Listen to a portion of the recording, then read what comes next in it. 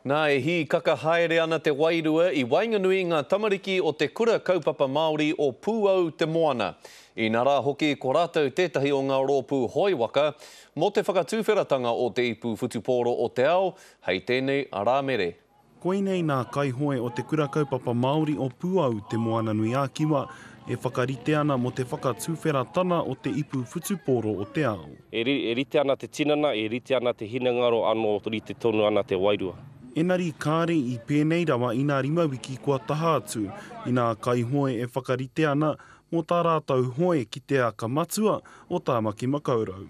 Wētahi e ua I te mea he hunga mate mōhio, engari wētahi e mate kai ana ki tēnei tuahuatanga, nā reira he pai ki au I te mea he māma ki te whāngai tēnei āhuatanga ki te hunga e mate kai ana. O te onorau kaihoe he rua te kau no te kura nei, he whea korana hou ki te nuinga.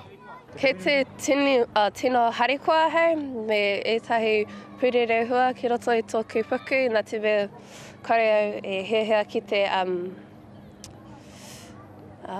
mahi, te tahi mahi he.